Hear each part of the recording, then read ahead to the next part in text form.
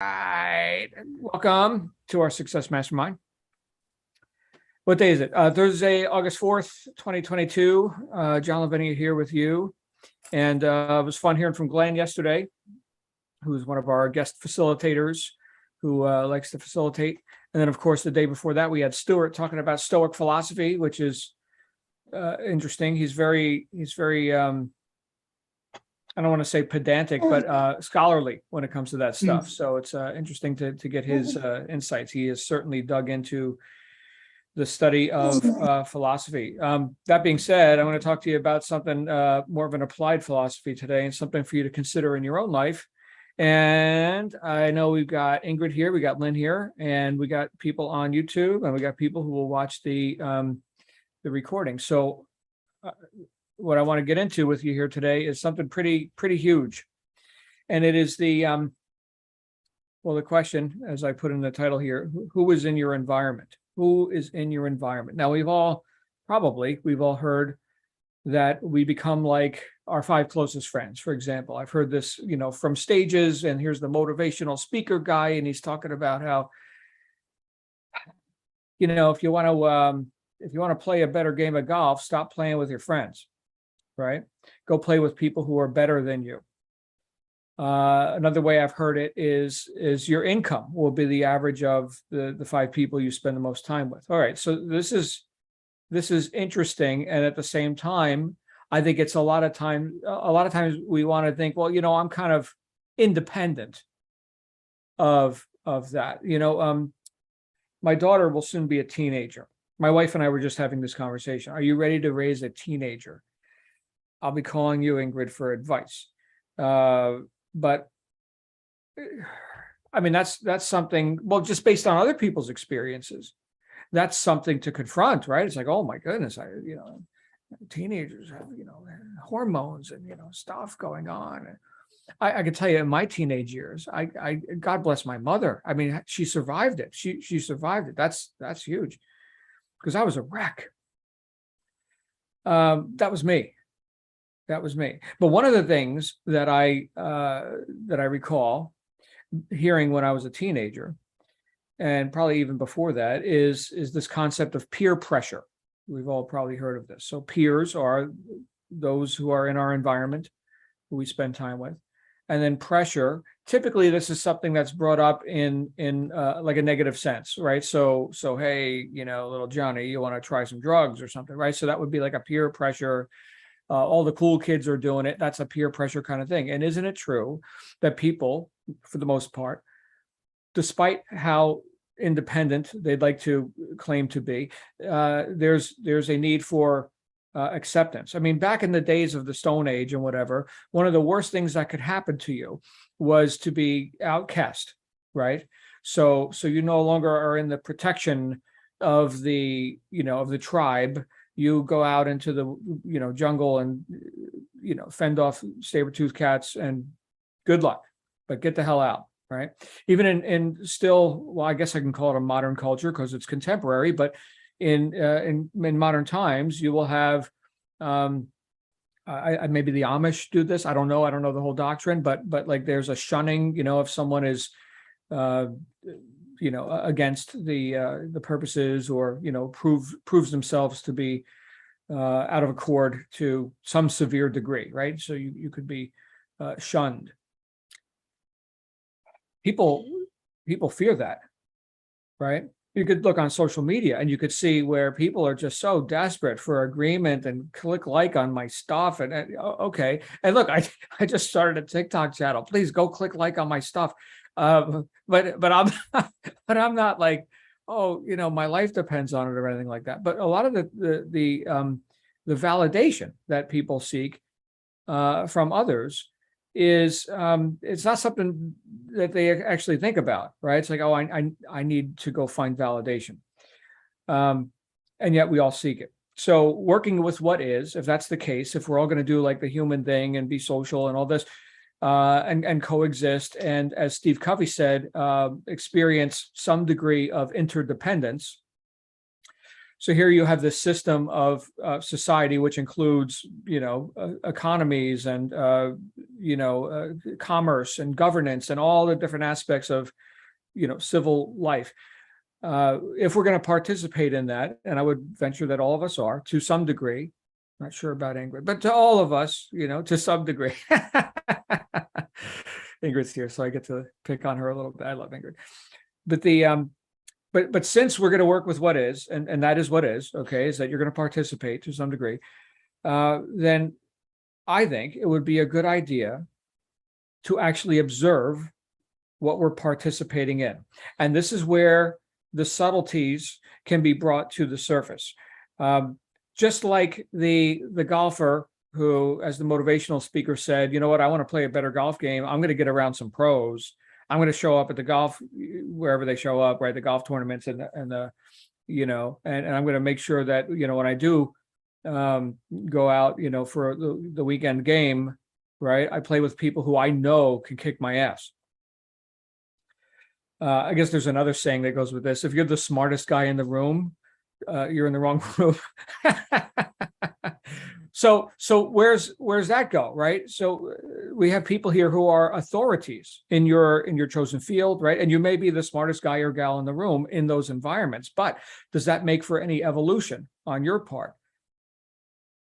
Arguably, no, right? I mean, if you're the guru of all gurus, then that's it. So we are going to have to also venture into environments where we get to not be the guru. Here's the catch with all this.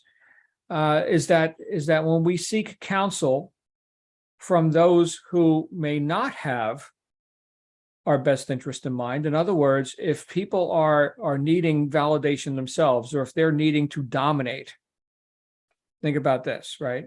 I mean, it's one thing to be dominant, and please do go dominate, go kick ass, please do that, make a spectacle of yourself. It's another thing to be seen or validated as the guru, the dominant one, the almighty head makaha of whatever, right? And this is where you can discover, if you look in your environment, and I'm not saying you particularly right now in present time, everybody's situation is different, but in your environment, you could have someone who seeks to dominate others and therefore would seek to suppress, to make less of others, to lift themselves up. This is really toxic stuff, by the way. This is really nasty, okay? Because a lot of times in that sort of an environment, okay, when there are people like that in your environment, knowingly or not, they keep you guessing. You're not quite sure if you're measuring up to their mark. There's little subtle invalidations, innuendos, things to keep you smaller than them. Where can we see this? Well, certainly in business, right? I don't know how many people here work jobs, or if you're watching this and you have a job that you go to the cubicle or the corporation or whatever it is, and there's the office politics kind of stuff. I remember the last job I ever had. We're going back a couple decades, and in that corporation, it's not so cool if you make more money than like your superiors, So I got 3 pay cuts in a year, which they called promotions. They invented some different title for me. What was that about? It was about keeping me under control. Does that sound suppressive to you? Hell yeah. I wanted to produce. I had goals to reach. Do you guys have goals to reach? Okay. Do you have what some people call the glass ceiling, right? Or I would say in this case, the corporate agenda ceiling, or whatever it happens to be, where no matter how hard you work in that vehicle, you cannot reach your goals, your vision, your highest vision for yourself. I just wanted to make $20,000 a month. That was as big as I could think back then. But I could never do it in that job. I think the highest I ever got was like 12, and then they cut me down to, 8 or whatever, and I get back up to like 11. So that job was designed to deliver $10,000 a month. Okay. And some of you may be thinking, oh, $10,000 a month, that's, a 6-figure income. Okay.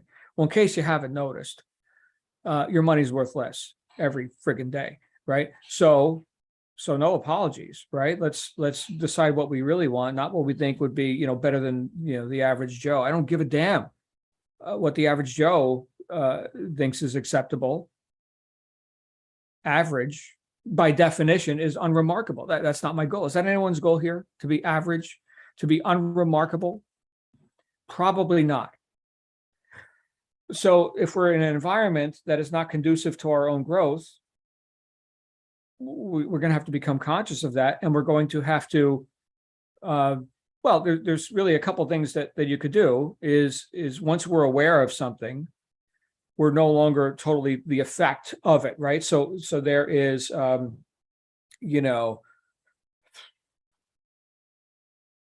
let's use something very broad, like the weather.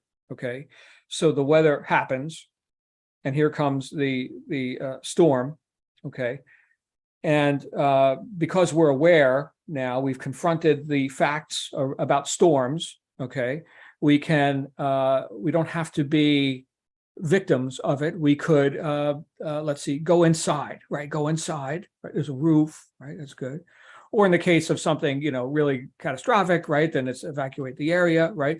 But none of these solutions, none of these handlings of this suppressive problem, right? None of these handlings would be possible if we'd never confronted the problem, or if we remained unaware of the problem. Here is this, dark cloud.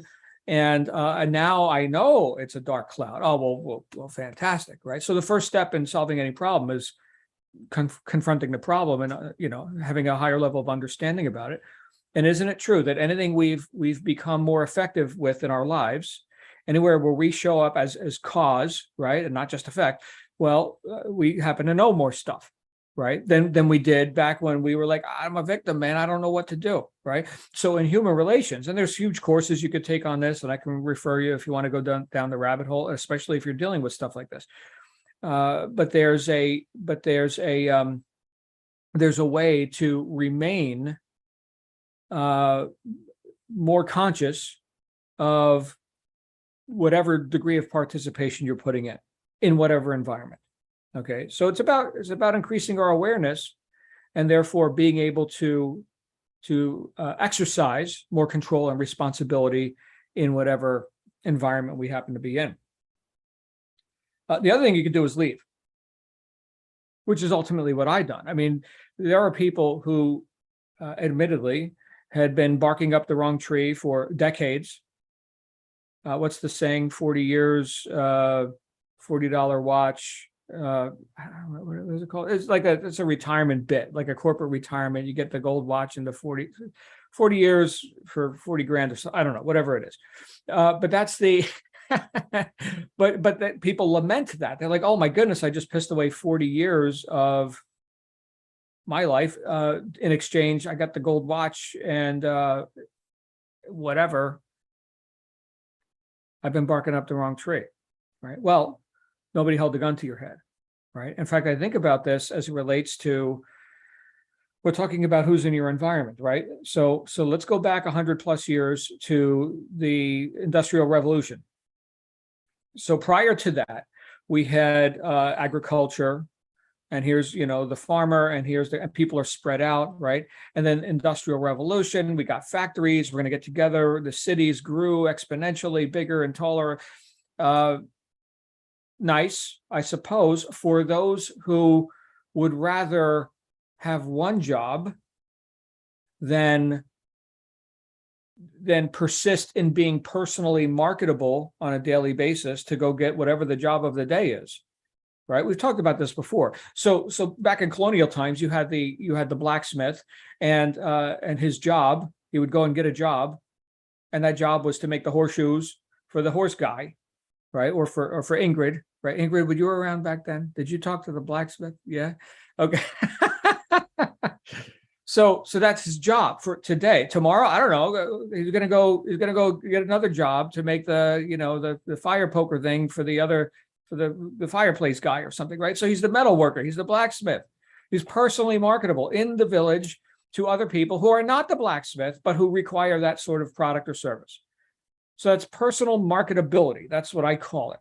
Okay. But now, Industrial Revolution, Here's the the big magnate, and here's Henry Ford, here's I don't know, fill in the name, William Wrigley, and we have the enterprise, and we are enterprising, or me myself, I am enterprising, and you can then have one job. So basically, sell yourself to me. I'm your customer now, your only customer, and now you've got security, for what it's worth, or stability. And you don't have to think anymore. You see this machine, you press the button, you pull the lever. Do that every day. And you'll get paid. I mean, it's pretty reliable, right? I mean, I got our stuff sold. We just got to make it now. Go do the factory thing, right? I run all the factory stuff. Is that a workable plan? Sure. I mean, millions and millions and millions of people have subscribed to it. But even in that environment, right? What have we done? Have we succumbed or supplicated ourselves to some corporate agenda? And this is where it never sat right with me. Now, I'm not saying good or bad, right or wrong for you. I'm just saying for me. And I would venture for anyone who's in this conversation, you've got something in you, this burning entrepreneurial drive, this self-determination, and this inner directedness, which in the environment of corporatism, we could say is stifled or suppressed, or you must conform to that, right? Now, once again, in any civil society, there's conformity to the mores of society, right? Don't go around murdering people, right? So there is definitely some things that I think we can gain vast agreement on, all right? Don't murder people. All right, that's cool, right? I agree. All right. Anybody disagree? Okay, good. So, but the subtleties, right? So we're going up the pyramid here, right? So the subtleties, we don't confront them so much, especially if we've been engrossed in or have allowed ourselves to be completely indoctrinated in an environment which is mostly focused on bare, basic survival kind of stuff, right? I don't observe the subtleties. Let's say, for example, you're on the beach, okay, and oh, look at the seagull and the wisping wind and the lapping waves, right? It's all very nice. You see how the clouds and the sunset. So you're getting all the subtleties up. That's cool, man. That's freaking great. Okay, so now you're 20 feet off the beach into the water, drowning. Are you observing subtleties at that point? Probably not. Get me out of this friggin' water. Oh my goodness, where's the air, right? So survival. So we've only got so much attention on stuff. And if we've been pigeonholed or allowed ourselves to live at, in some cases, it's animal level stuff. You guys remember a TV show some years ago called Jerry Springer? I don't know if anybody of you remember that. It was like a talk show, but every episode of this, it would come to blows, right? So he would invite, here's the disgruntled, person, family member, whatever. And then, well, guess what, ladies and gentlemen, backstage, we've got their enemy, right? And they bring out, the other person. Next thing you know, they're fighting on the screen. It's like animals. It was like a wildly popular show. People would get punched. Sometimes they had to bring in the people to break it up, and medic, he was bleeding. And like Americans anyway, would watch this stuff. Yeah, and it wasn't like, sport, like, boxing or, UFC fighting or whatever. It wasn't like, hey, we're going to actually fight.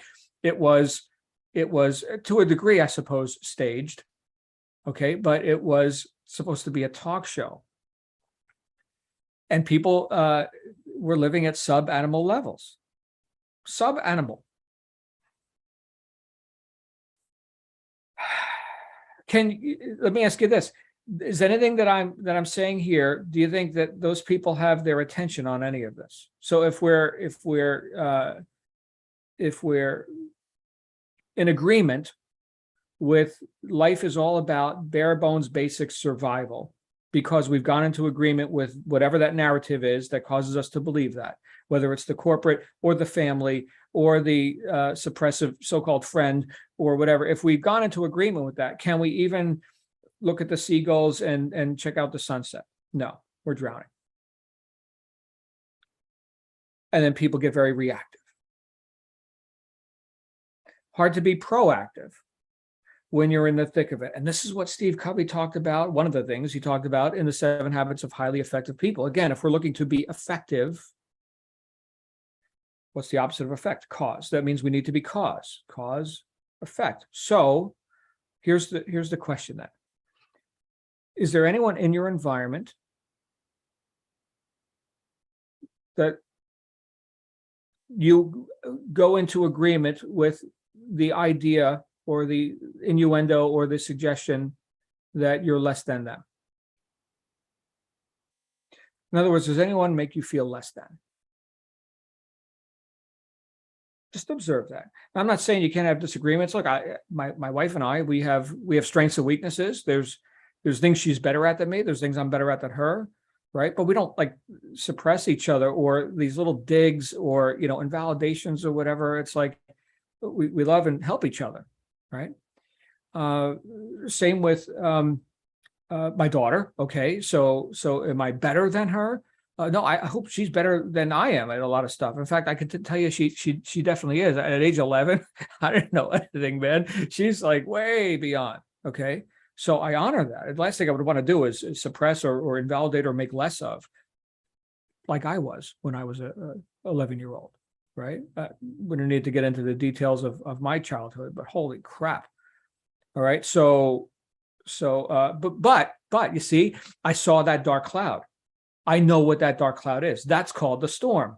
Go inside or don't participate or evacuate the area, right? I do not have to pass the buck to the next generation just because, my stepfather was abusive or something. Well, that's how you parent, apparently. No, it's friggin' not. No, it's not. Wake up. How about in the corporate environment, right? Those little innuendos or things that are made to hold you down. Can you become aware of that and handle that by finding how can you be cause over it? How can you be responsible in the face of that? Or how do you exit? Which is what I ultimately did, right? I wasn't going to bark up that tree anymore.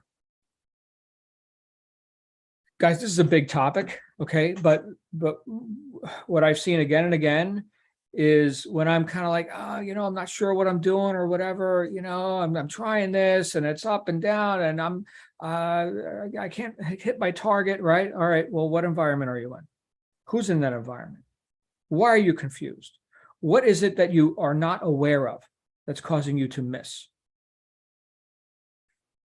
And again, because we're so engaged in, living and people and society and all that, I got to look at who's in my life. Now, my hope for everyone is as you're here, whether you're here as a member, like some of my favorite people in the universe, like Lindsay and Edward and Daisy and Catherine, right? And of course, Ingrid. Where did Ingrid go? She vanished. It's that Canadian internet. Oh, no, she had to run. She gave us a note. Okay, very good, Ingrid. Well, we love you, right? So my hope is, right, for Lynn is that she shows up here and she has some recognition that, she's even bigger and more able and more powerful, right? In other words, lifting people up is my only intention here. And that doesn't mean like sometimes, when we're having a private conversation, I know we're broadcasting this now, but, we have our private groups as well. And if someone is talking about an issue, challenge, problem, whatever, where I could see something that they could do differently, I'm happy to offer my observations, not to invalidate them, but to instruct.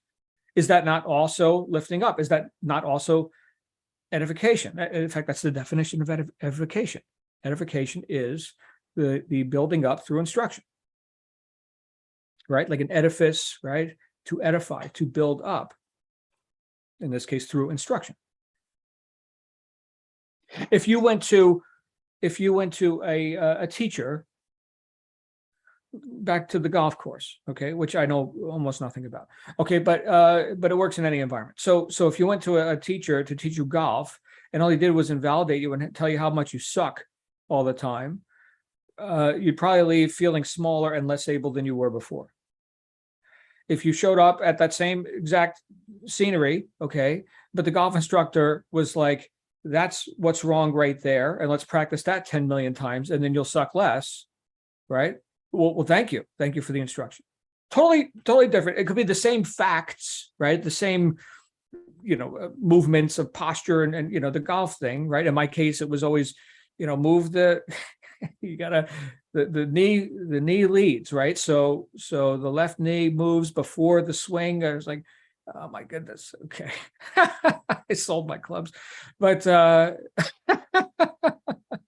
didn't go there to be invalidated. I went there to be instructed, which was also putting my attention on the errors. That's fine.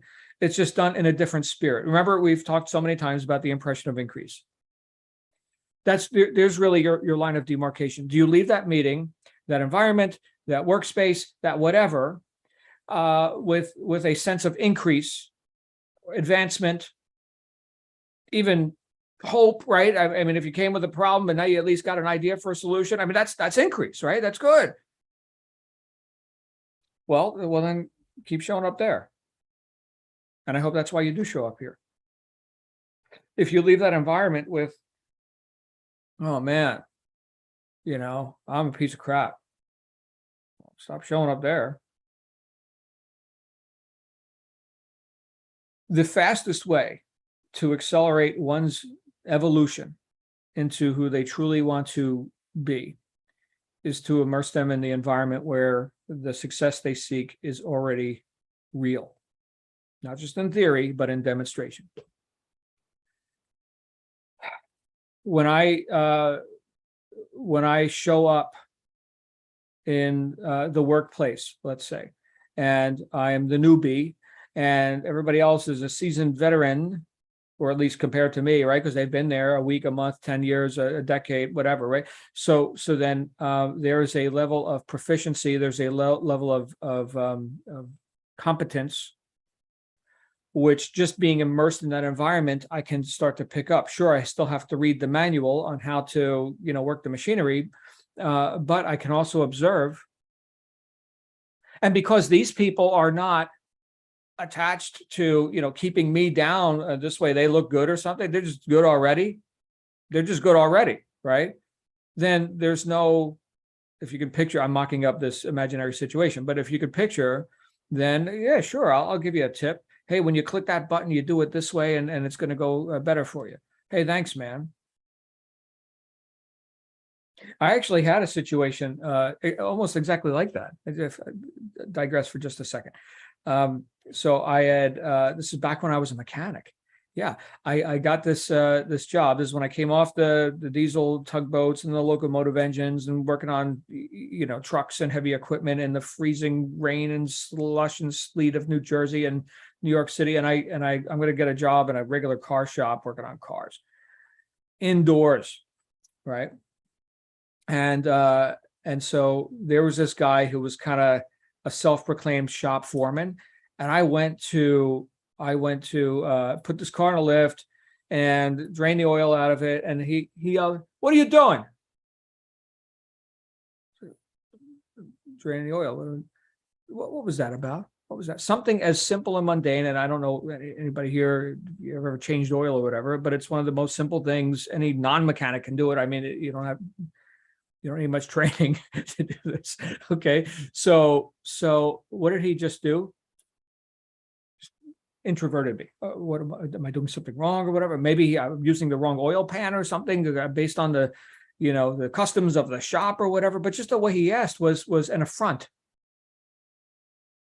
But he had to be the king and put me in my place. See, shit like that. It's like, what?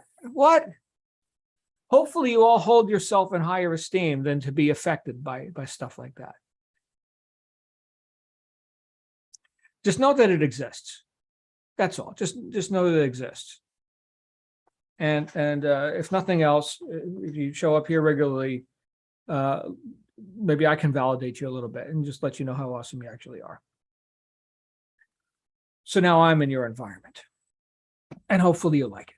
So anybody got some thoughts on this? We got an intimate crowd today. No need to raise hands. Just come on out. Has anybody experienced this recently or not recently, or can give us an example of how you've, divorced yourself from, such an environment, or you've handled that environment, even though you're still in it, or those people, right? Hey, Lynn, come on down. Hiya. Yes, where I work, there's always one, isn't there? And there is. And the job that I got is kind of, when I started working, it was really out of my frame of being in reference. So I was kind of quite vulnerable on all, just on all sides to how to do this very simple job working in a hardware store. But it's just like, from working in a university, it was a big jump. I got this one person was criticized. And it's lovely, as you were talking just then, it's like it reminded me of what I have been through with this person. And at some point, once I got good with the job, I didn't stop taking on the criticism, because I got the handle of taking on the criticism once and not notice I got good at the job. Then I had one of those moments of looking in a mirror, kind of without actually looking in the mirror, but kind of going, hang on, I know this stuff. What's she talking about? It's like, end of story. She no longer has power over me. Mm-hmm. And it's just exactly what you're saying about just going, well, that was the exit of the problem.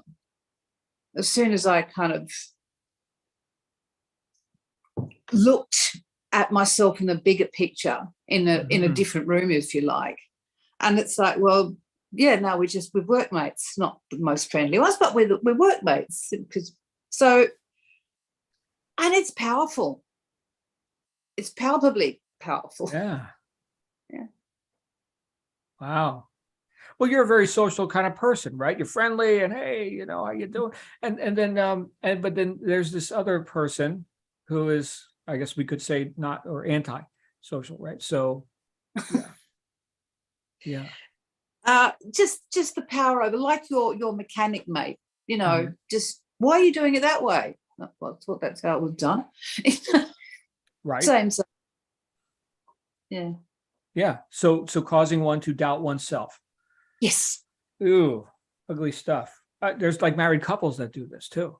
There's like parent-child relationships that do this, and of course the coworker thing, and then yeah. And isn't it also an invalidation when there are imaginary standards that are set so high? Let's say, for example, in pop culture, gossip magazine, celebrity, or airbrushed pictures of perfect, right? And so you're inadequate, right? You're not special, but these people are special, right? So there's that, again, sort of that separation, which I consider suppressive. That doesn't mean, don't reach for, heights of, beauty or, aesthetics and whatever. But really, when you get down to, like you said, confronting the bigger picture, looking in the mirror, right? We could go through an exercise. We could actually, if we really knew what the scene looked like in the life of that celebrity who's supposedly perfect, and their problems, and then we looked at our life and our problems. You want to trade? Really? You want to trade? Probably not. They're on their, fifth marriage, and the kids are on drugs, and oh my goodness. I don't want. I'll take these problems. Thanks. And I'm beautiful enough. Am I gorgeous? Tell me how gorgeous I am. Give me some love here. Come on. Oh, yeah. Thank you. Sometimes if I'm doing a live broadcast with my wife, she's like, oh, I didn't even have time to put my makeup on. I'm like, me neither, So you'll just have to, the content will have to stand on its own. Okay. Thank you, Lynn. And I do see some of our other awesome and esteemed members here.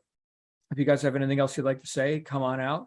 And even if you don't want to come out now, because I don't want to put you on the spot, but if if you're finding yourself in a spot where you're unsure of yourself, you're not quite feeling as effective as you'd like to be, or you don't know what's going on, that sort of thing.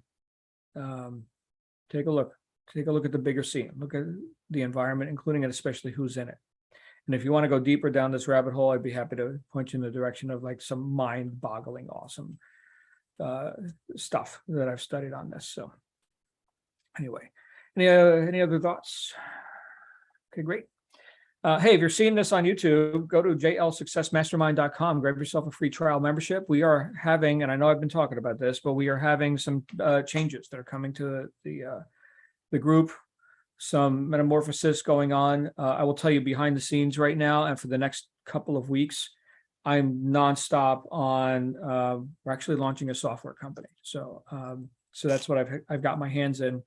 It's a big deal, and it's going to be huge for online marketers, course creators, coaches, people who are looking to build an online enterprise. It's going to be huge. So a lot of work going into that. Anyway, I think it's the first time I've mentioned it publicly, but stay tuned. We'll be doing like webinars and stuff to demo that. Also, we had some people asking about the copywriting bit that we're going to do. My intention is to open that up to the public for small fee, nominal fee. Come in and we'll do the course. But as I'm going further down that road, thinking, all right, what should be included in this? It's substantial. And so I don't know that I'm ready to roll that yet. I did recommend to some of you who are interested in the topic of copywriting and sales presentations and this sort of thing, is to go grab a book about the psychology of what sticks in people's minds, like what's memorable, like what words make this memorable, and why did I forget that, but I remember that. Anyway, the book is called Made to Stick. And I think the cover has like a piece of duct tape on it. So we can dig into that. Maybe we can do something light around that. I'm not prepared to launch a full like 4-week intensive masterclass yet, as I'm working on this other thing. So just that's what's going on behind the scenes, because I know some of you have asked, hey, when are we going to study copywriting, which is a huge topic. All right. So anyway, I don't see any other hot microphones, so I'll go ahead and shut up. I'll be back here with you tomorrow for Fun Friday. Bring a joke, maybe wear a funny hat or something. I'll be sure to post another